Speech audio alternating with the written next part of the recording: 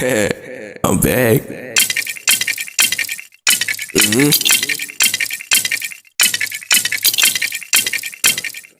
Alright, what's good, y'all? Today we're reacting to 20 true animated horror stories. Alright, let me get real quick. See, I be watching these. Like, I don't know how long that wait, no. What am I trying to say? What's it called? I watch these on a weekly basis. Alright, I love scary stories. I've been watching scary stuff since I was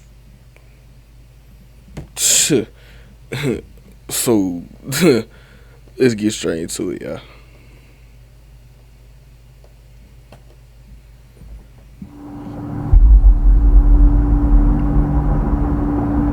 I did deliveries for a popular fast food place in my town during the end of my high school years. My friends all had jobs there too, but they purposefully scheduled us on separate shifts to prevent us from goofing off. It ruined all the fun, but the money was still nice to have. Mostly I would have no interesting stories about my work days, but this one night was an outlier. It was the weekend and I was working until 10. The orders were coming in steady, so I was doing deliveries one after the other. I was going in, grabbing the bag, driving to the house, and repeating that process non-stop. I think it was around 9 when I got this order, but I can't say for sure because I was kind of mindlessly running the deliveries at this point. I got the bag and pulled up the GPS location for the address, then started driving. Halfway through the drive, I realized this was taking me in a different direction than usual. I'd been this way before, but there weren't a ton of houses over here, so most orders would be in the other direction. I drove, not thinking too much of it, until I saw on the GPS that I was 1 minute away. Looking around, I didn't know a single place I could be 1 minute away from. There was nothing but trees and the road. No houses or shops. Literally nothing. Regardless, I drove until the GPS said I'd arrived, which was just a quarter mile further down. I pulled off to the side and did one quick look around, just in case I was missing something. Then I called the customer. The phone rang for a while before they finally picked up. "Hey, I drove to the address you put in, but it doesn't seem to be right. Can you please confirm the address?" I asked, hoping he just made a typo or something. He repeated the address back to me, but it was the same as the one I had in my GPS. Then he said something I wasn't expecting. "Wait, I think I see you." I looked up ahead, and down the road, there was a person waving at. Hell no. Hell no. No. No. No. Look at how dude head is shaped, bro. Y'all see? Long head ass. Reverse Hey Arnold head ass nigga, bro. No, I'm not doing it. I'm sorry, gang. No. At me. And then we get hit with an ad, bro. Y'all know me. I'ma cut this one out. Y'all know me. Y'all know winner,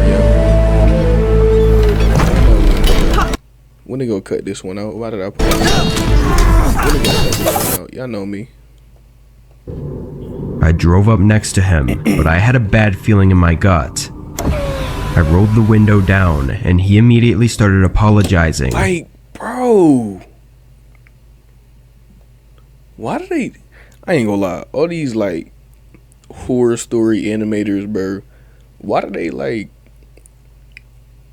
do such horrendous work? Like the animation is good. The animation is good, but, like, the artwork on these like creepy people, like the person that the story's about, bro, they be doing these niggas dirty, gang. Oh my god. Saying the address was tricky to find sometimes. He pointed behind him, saying his house was down that road. Hey, look at his head. This road he was referring to looked more like a half-beaten dirt walking trail that went through the forest. I smiled and said it was alright, handing him the bag through the window. He smiled back and thanked me, watching me as I pulled back onto the road and did a U-turn. I looked in my mirror at the man still standing on the side of the road and just thought to myself about how strange that was. Not even a minute into the drive though, something started to feel wrong. My car was bumpy and leaning to the right, and it was getting increasingly worse by the second. It started to feel dangerous to even drive, so I had to pull over. I ain't gonna lie. Before doing any- I ain't gonna lie. I don't care. No, I'm not doing it. If I see that dude,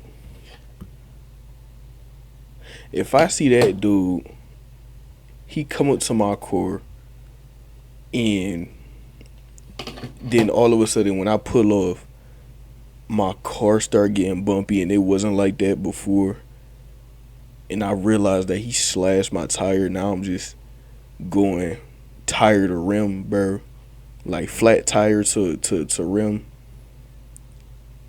I'm gonna keep driving. I don't care. The car just gonna have to get fucked up. That you can fix the car. You can't get back your life, gang. I'm sorry. We going bare rim today, bro. I'm sorry. Anything else, I called roadside assistance. I didn't know what was wrong yet, or if it had anything to do with that man, but like I said, I had a bad feeling in my gut, and I wasn't taking any chances. After getting off the phone with them, I got out and looked at my tires. My front right tire was busted, and that was the tire closest to where the man was standing, so I put two and two together pretty quick. I looked back down the road where I came, and in the distance, I saw a figure walking toward me. Oh no. I hurried into my car and locked the doors. He approached slowly, probably knowing the exact situation I was in. As the man got closer and closer, I contemplated whether or not to risk driving on my busted tire, but by some miracle, a truck came down the road and stopped behind me. They got out and asked if I was okay. I saw the man walking quickly back the way he came. I took this opportunity to tell the man from the truck of my suspicions, and he stayed there with me until the roadside assistance truck came, which was only a minute later. I got the police involved, and I wasn't surprised to find out that the name and address the man ordered with was fake. I don't know what he was trying to do, but making me drive all the way out on an empty road hidden by the forest makes me think it would have been more than just a robbery.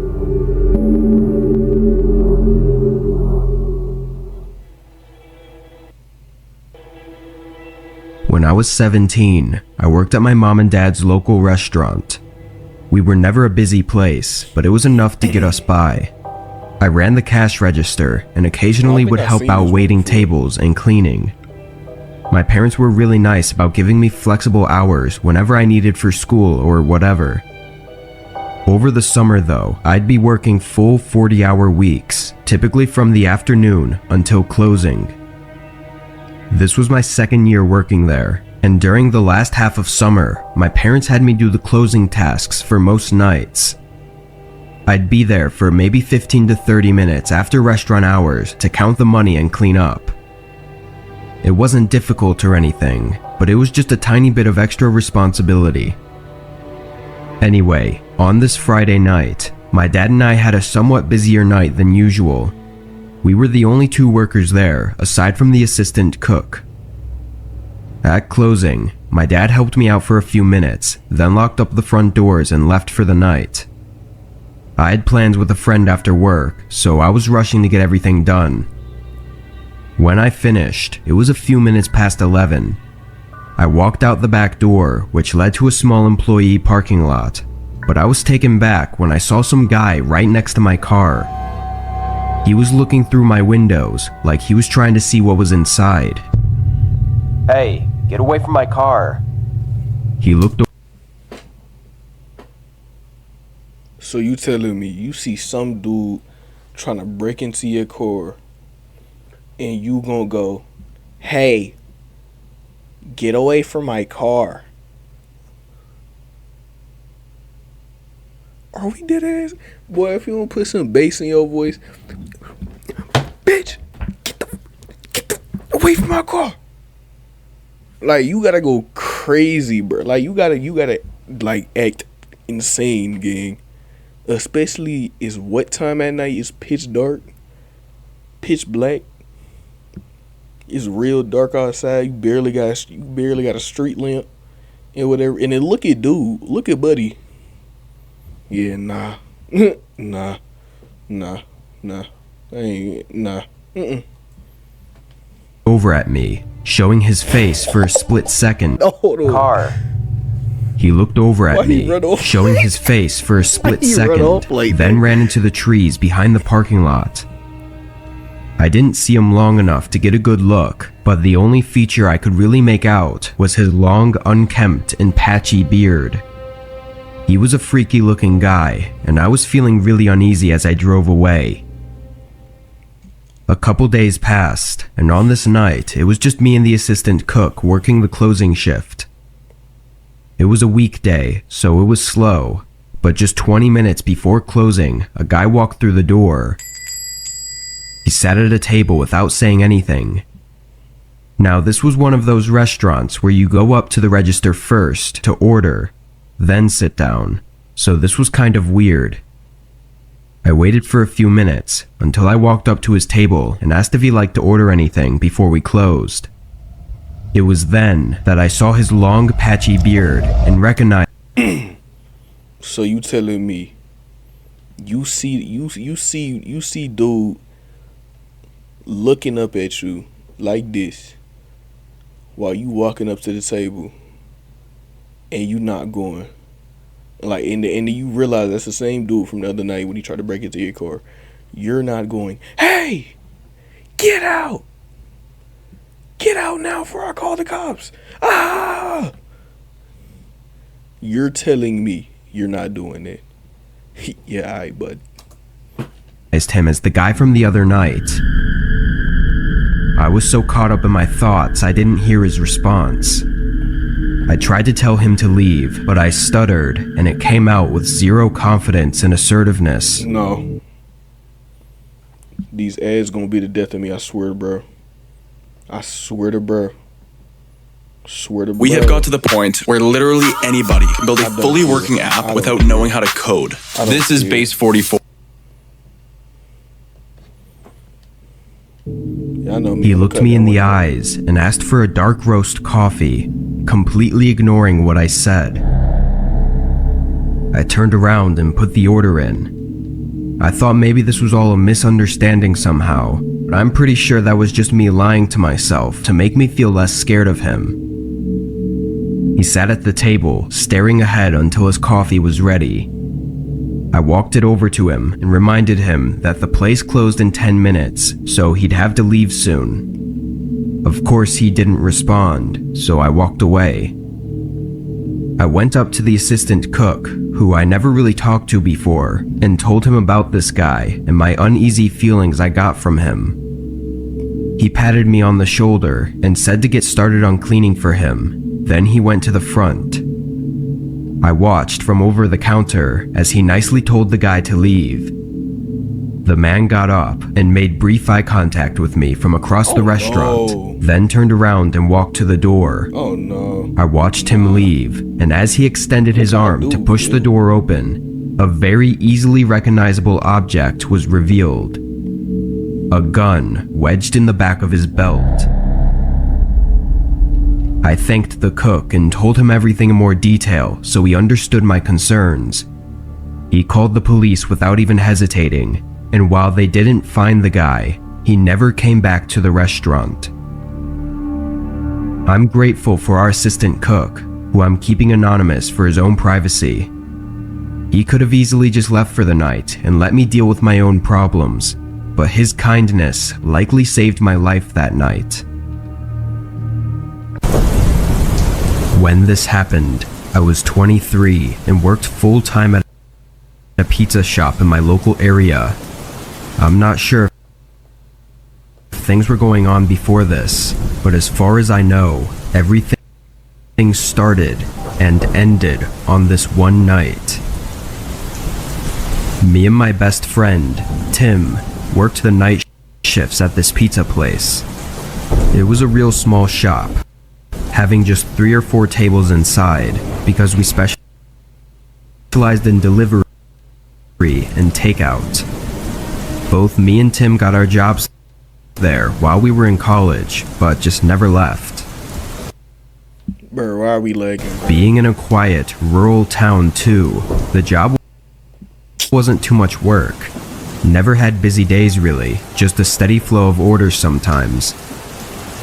On this night, there was a light storm outside, and in return, business was slow. There were a few orders here and there, but overall, we didn't have much to do. By 10 p.m., Tim suggested we started cleaning up the place, and maybe even clocking out.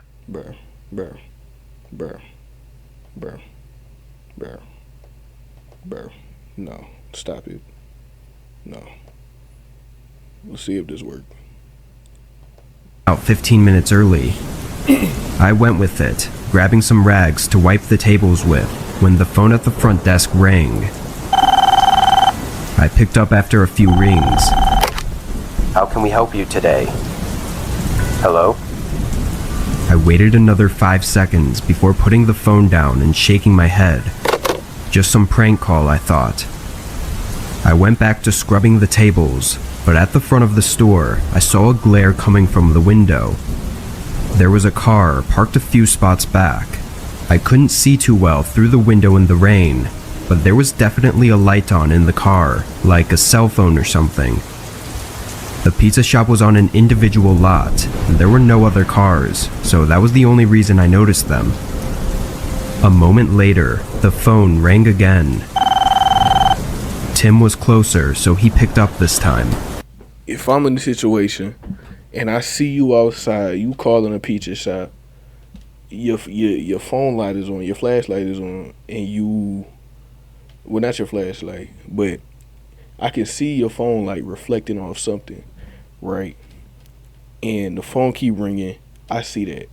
I'm answering the phone like, get off of this line, or I'm calling the police, and you're getting criminally trespassed. And then I'm gonna come outside, and I'm gonna break your windows, bro. And then watch it be a regular customer that's not even near the pizza shop, and they and they call HR. I'm dead, bro. I'm getting fired that day. Real shit. I'm not working for $10 an hour just for you to be trying to prank call me, bro. I'm done. I'm not doing it. I could hear someone's muffled voice coming from the phone, and after a short talk, Tim hung up. At the same time, the light in the car turned off, they drove away. I told Tim what I saw and how it was a little weird, but he shrugged and said it was just some old man who was ordering a pizza for delivery. I looked back at the now empty parking lot. It wouldn't make much sense for someone to order a pizza for delivery from right outside the shop, so I figured Tim was right and it was nothing. He started making the pizza while I continued cleaning. 10 minutes later, Tim boxed it up and handed it off to me to deliver. I ran through the rain to my car, then pulled up the address on my phone. 11 minutes away. Not too bad. I pulled out and started making my way there. The roads were dead, nobody out at all. Google Maps took me down to a neighborhood full of large homes, then had me turn down a long driveway that led to a cul-de-sac, where there were 3 more driveways, each leading to a different house. I went down the one Maps told me to and pulled up next to the home. It was one of those large expensive houses, but pretty old looking and not very modern at all. I parked the car and double-checked the address with the house number, then picked up the pizza and ran up to the front door. Hello, pizza delivery. I took a step back and looked at the front of the house. All of the lights were off. I dialed Tim's cell and had him call the guy who ordered. My phone buzzed a moment later, and Tim told me that his call went straight to voicemail. I shook my head in frustration and ran back through the rain to my car and got in. I tossed the pizza on the passenger seat and started backing out. This wasn't out of the ordinary, getting fake orders or dead deliveries, but it still annoyed me every time. Love Roblox? Earn Roblox digital gift cards with Microsoft Rewards. For sure. I'm gonna cut that one out. When I got back, Tim was cleaning and said there were no more orders, so we were good to finish up and head out. I tossed the pizza in the trash and started helping him. Both of us were in the back, cleaning the ovens and wiping the prep counters, when a sudden bang came from the front of the building. We looked at each other, then ran to the front. At first, we didn't see anything, but then Tim spotted a small crack on the door. I walked over and opened it, and right outside was a heavy rock, big enough to throw and do some damage with. I looked around, seeing the parking lot was completely empty and nobody was nearby. Both of us were really confused and kind of freaked out. We talked about maybe calling the cops. So you telling me y'all are walking outside of the shop where you're safe, right? Because obviously the person is outside and they can't get in because y'all locked the doors. You're telling me you're unlocking that door, you're stepping outside with no type of weapon and just standing there looking stupid, waiting for somebody to come and take y'all. You're slow. But neither of us wanted to deal with that right now. To put things in perspective, it was 10 minutes before we were off, and if we called, then we'd be here for another hour at least. The crack on the door wasn't too big, not really that noticeable, so we chose to wait and just tell our manager the next day instead.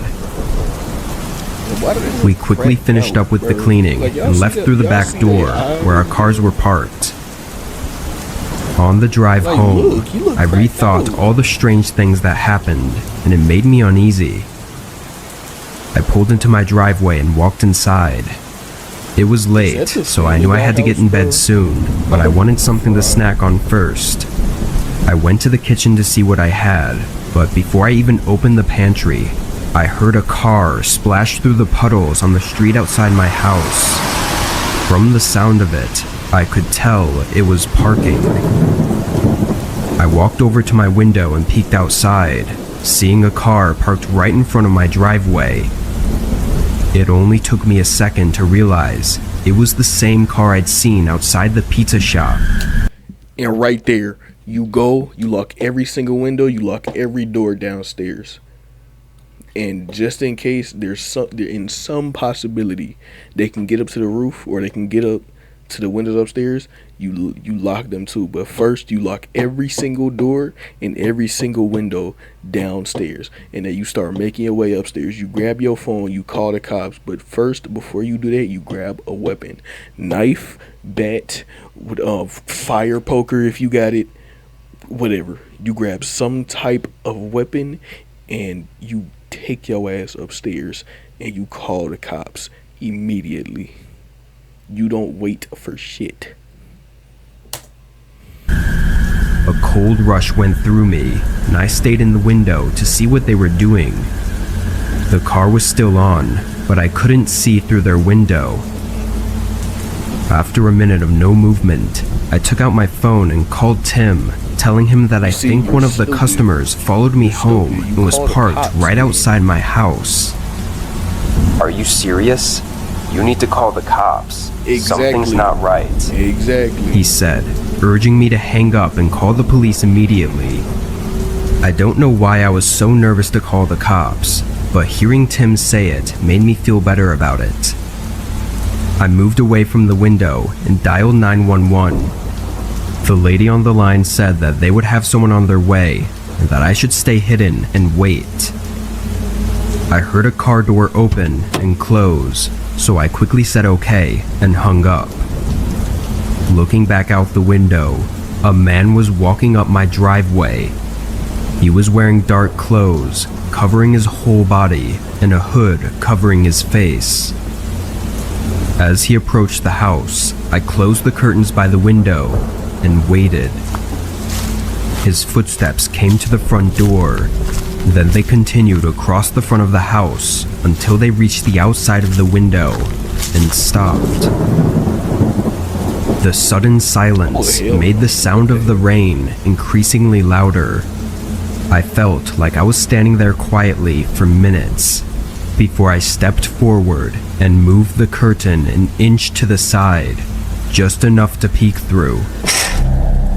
The man's cold eyes stared back at me. I let go of the curtain, and the man banged on the window.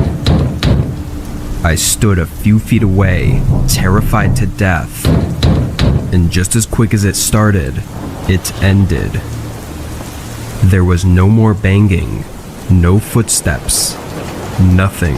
Yeah, it ended because now All that was left was the sound of the raindrops. All you gonna hear is a nigga running to the backyard, or he running to the front door first, trying to open that, and then going to the backyard, and then trying the back door.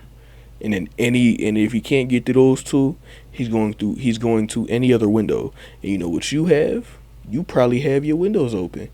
And you know what you could have done? Instead of standing there and calling Tim fuck ass, you could have called the cops and did everything that I said. Lock all doors, all windows, grab something, go upstairs, lock everything up there just in case, and you call the cops immediately. That probably would take a good minute and a half. You've been standing there for a good 10. You're stupid. Clicking against the window.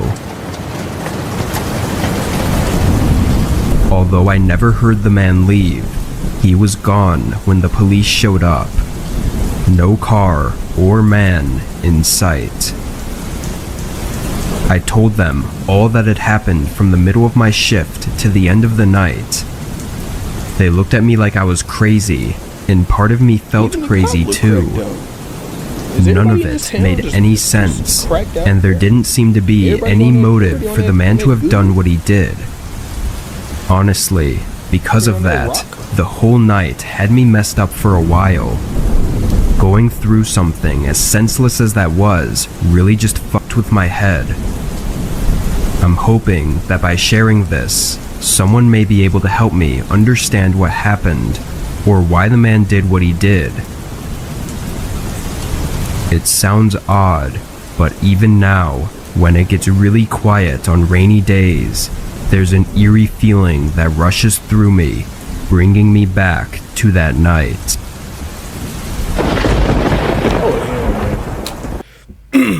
Yeah, y'all look at this while I end this video. Alright, that's gonna be it for this video, y'all.